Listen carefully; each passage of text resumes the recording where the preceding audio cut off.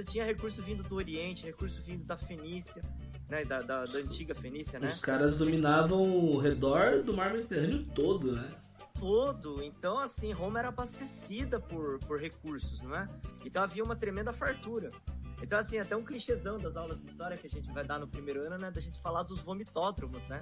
Nossa, que a galera, cara. a Top. galera Isso aí é bom. comia... Isso aí é bom pra isentar a culpa da galera que chapa no rolê, né? Exatamente, a galera comia e bebia até empanturrar e depois vomitava pra continuar bebendo e comendo mais, cara. Cara, as festas duravam dias, né? Era uma coisa de louco. Nossa, imagina você fazer isso com isenção de culpa, tio. Nossa. Que maravilha, cara. É claro que a gente tem que falar aqui que, né, a expectativa de vida dos caras era baixíssima, né? Comparada Sim. com a nossa. Ah, mas pois é questão de você viver pouco, mas viver com qualidade, né? E bota qualidade nisso. Porra! Cara, dentro disso, outro povo que a gente pode falar, aí a gente já tá avançando já mais pro período medieval, que encaixa também um pouco a questão das tavernas, né? Ser presente na vida da galera aí. Toda boa história, né, mano? Principalmente no RPG, né? Toda boa história começa onde? Na taverna. Verdade. Dúvida, Um RPG clássico aí começa sempre numa taverna, né? Falar, então, você tava na taverna e tal. Ou seja, né? Todo mundo tá. É o ponto de abastecimento, de encontro, ponto de alimentação, de refúgio um pouco, né? De uma necessidade de conforto, né? Querendo ou não, aquela missão lá do Senhor dos Anéis, lá dos Hobbits, né? Quando eles saem do condado, que os caras nunca saíram do condado, cara. Aí os caras chegam numa cidadezinha. Pra cidade de Bri. Isso, qual que é o nome da taverna mesmo que eles entram lá? É o Prancing Pony, né? O pônei saltitante. Pônei saltitante. Ô, louco, olha o cara. Cara, os caras entram e falam, pô, chegamos na taverna, cara. Puta alívio, né? Porque eu acho que tem essa questão da identidade, né? É um lugar de você se alimentar, é um lugar de acolhimento, né? Acho que daí volta naquela parada que o Gleison citou sobre a questão da fase oral, né? Sim, do conforto, de retornar. O interessante, cara, dessa relação é que é só observar os bêbados, né, cara? Ali ele regrediu pra infância mesmo. Uns choram, outros abraçam, caralho, é verdade, outros ficam bravos, faz birra, se joga no chão. Desabafa, né? Desabafa. Caralho, Nossa, velho. haja paciência pra ser dono de boteco, hein? Nossa, mas deve ser uma puta experiência antropológica também, não? Se eu não me engano, cara, um psicanalista, né, o Contardo Caligares, um psicanalista italiano, veio morar no Brasil, ele chegou a comentar que, por exemplo, o fascismo ele era fruto dessas cervejarias ali na Alemanha, né, na Germânia e tal. Né, principalmente através dessas demonstrações de virilidade, saca? O cara que bebe mais, que aguenta beber mais, né? Aquela questão do grupo, da identificação de grupo. O Hitler começou a discursar nas cervejarias. Em Munique, Sim. ali na região de Munique, ele começou... Embora ele fosse abstêmio, ele fazia os discursos dele nas cervejarias. Sim. Nos botecos. É o lugar de Então, encontro, essas né? competições, né? Então essas competições que existiam aí, né, de virilidade, acabavam dando surgimento a esse sentimento, né, do macho alfa, do líder, Super-homem. do cara forte, né? Porque tá relacionado a essa questão também de você tomar coragem, né? Você tá fora do seu estado de controle. Aquele lance, né? Ele dissolve seu superego, aquela resistência que te impedia de ser corajoso, de ser destemido por uma pressão social, agora tá amordaçado. Então você pode colocar aquilo que tá ali dentro pra fora, saca? Entendi. Cara... Então ali ele é o valentão mesmo, mas sem a bebida, sem esse ego dissolvido, ele é aquele cara regrado, né? Mas de certa forma exemplo apenas, né? Ali na relação, aí agora já entrando numa questão do ambiente, né? Porque assim, a gente começar a analisar a questão da bebida ser presente na vida das pessoas, e o fato, né, da anestesia, de ser uma parada sempre ligada à questão de celebração, a sempre estar ligada a uma questão de transição, pelo menos de alguma coisa, é natural que ela se torne algo do cotidiano, logo ela sempre seja atrelada a um encerramento de algum feito. Ou seja, por exemplo, trabalhei pra caramba, eu mereço tomar minha cervejinha, né? Putz, A questão da recompensa. O Palmeiras foi campeão, vou tomar minha cervejinha. Isso não é tão legal assim. O Corinthians não foi tão bem, tomou uma cervejinha também pra confortar a alma. E aí o que acontece? Você começa a sempre associar a questão da bebida ligada a essa questão da questão da cerimônia.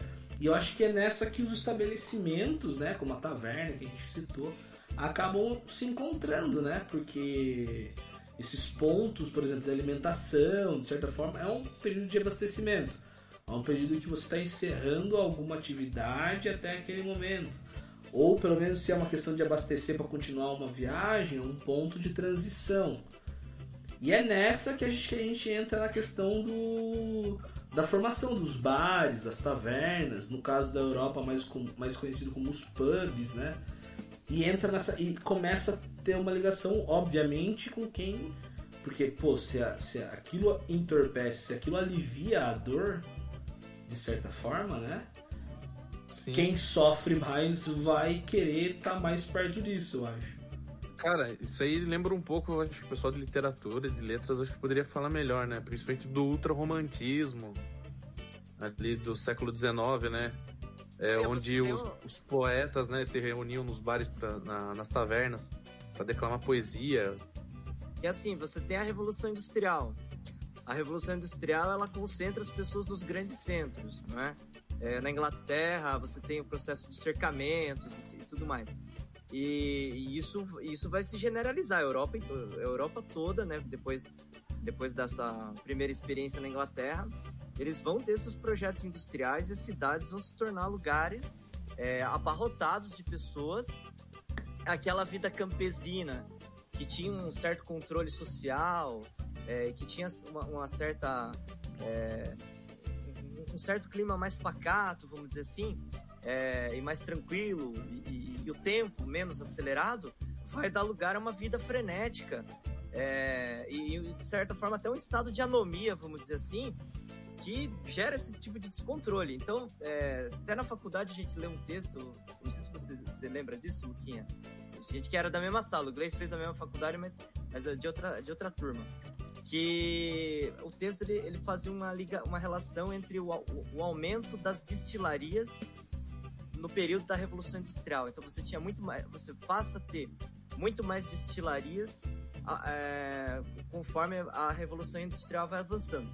Porque a Revolução Industrial, ela introduziu não só o hábito da bebida, mas o hábito do café também. Porque era mais ou menos assim, o cara tinha que tomar café de manhã cedo, aguentar o trampo. Exatamente, o cara ia trabalhar 18 horas, ele não podia dormir na frente da máquina.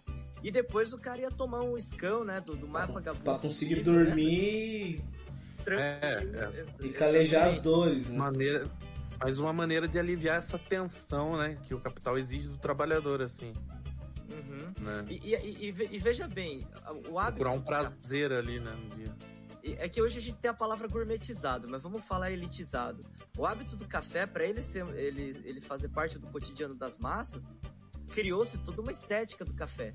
Né? Você tem aquela xicrinha, né? Você tem um creminho, tem todo um ritual ali. Eu acho que depois até o Gleice pode complementar essa parte. Mas nada substitui o copo americano, né? O copo americano. Isso, tem toda uma ritualística do café. Aí São Paulo, lá, sei lá, você vai lá como que é? Um pingado, um pão com manteiga. É uma questão mais simples, né? E a questão da bebida também, ela tem a sua estética própria, ela tem aquele copo quadrado de uísque, tem aquelas casas burguesas que tem o barzinho na casa e tal. No universo do trabalho é o botecão. Cara, o Brasil, a cultura do botequim é riquíssima, né? Porque também ela tá ligada a essa questão do trabalhador, ela tá ligada a essa questão da democracia, né, social ali, onde as pessoas deixam das suas aparências de lado e todos estamos no mesmo lugar, no mesmo ambiente, comendo as mesmas coisas, tomando as mesmas bebidas. E o Rio de Janeiro era uma puta cultura de botequim, né? Acho que, primeiramente, por ser uma questão ali muito ser a capital do país por muito tempo, né? E... Não só a capital do país, a capital do Império Português. Exato, então assim, porra, o centro de tudo ali, né, cara? Então a movimentação ali é muito mais rica e tal. Tanto que se tem na década de 30 ali, década de 20, surgindo pessoas como Noel Rosa, o Cartola, né? Acho que não, é mais pra frente, mas essas pessoas nasceram nesse período, né? Dentro desse período, assim. É onde... Inclusive tem a música do Noel Rosa, né? Papo de Botequim. Exato, nossa, demais, né? Tomar uma média, um pão com manteiga, né? Que ele fala, é muito bom, cara. E assim, o botequim no Brasil tem essa parada, né? Se a gente falou do álcool e também falando do café, por exemplo, do seu entorpecente. E o botequim normalmente está atrelado. Você tomar um café de manhã cedo, comer alguma coisa, ele tem o período do almoço, e no final da tarde ele tem o seu gorole também com tira-gosto, né, cara? Sim. Tá certo que ninguém segue essa regra, né? Mas normalmente o cara vai de manhã tomar uma cachaça, né? Mas assim, você tem toda essa cerimônia, né? O botequim te oferece isso, ele te oferece o cafezinho, ele te oferece o almoço ali, uma feijoada, um prato, um bolovo, um salgado, e no final da tarde, isso, e no final da tarde normalmente você tem a parte dos tira-gostos, né? Que seria o ovo colorido, a língua, tipo assim, olha só, são comidas, cara, que não são caras, comidas baratas, cara, a língua do boi, comer jiló, né, moela. Então assim, olha como que quando a gente estuda, quando a gente começa a ver essa parte da gastronomia também do boteco, olha como que gastronomia também é cultura, né? A gente come cultura também, né? E você tem a questão democrática, né? Porque o boteco, ele é o lugar dos bacharéis, né? Exatamente. Diplomatas. Dos diplomatas ali, né? Tal, a galera... Os profissionais liberais, os poetas, né? Tal. E também a galera do morro, né? Mas também é o lugar da galera do morro, da galera do trabalhador, né? Do operário. Então ele é um lugar democrático, sim. Né? Que promove o encontro entre essas diferentes classes sociais. E promove a troca, né? E que promove a troca.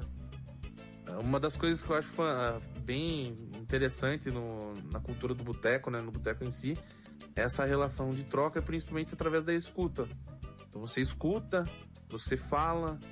Então, mesmo que você não concorde com aquilo que a pessoa está falando, você vai escutar ela. E depois você vai dar a sua opinião, você vai falar o que você pensa sobre o assunto. Então você tem essa troca. E uma característica interessante é esse processo de identificação. Né? É óbvio que eu não aconselho ninguém a afogar suas mágoas e procurar a cura ou diminuição da tensão, da sua angústia na cachaça, né? Fale por você, tá bom? Mas é que, o Gleison, eu acho que eu acho que a questão do vício na cachaça, ele é um descontrole. Ela, não só a cachaça, a cerveja, né, as bebidas em geral, elas são um instrumento de mediação para uma conversa. E essa conversa, como o Gleison está colocando aí, ela tem vários aspectos positivos de socialização de angústia, de tristeza, de conselho, de escuta, né? Isso tudo é muito positivo.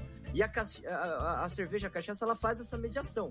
O problema é quando a mediação vira a coisa principal. Daí que é o negócio... Exato. Sim. Por isso que é uma linha muito tênue entre você traçar assim, o que seria essa dependência...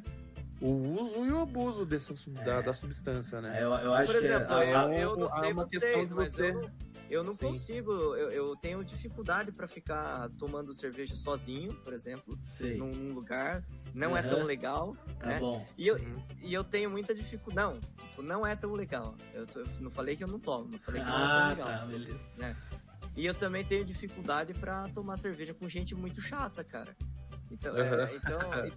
Então fica claro que a conversa também interessa.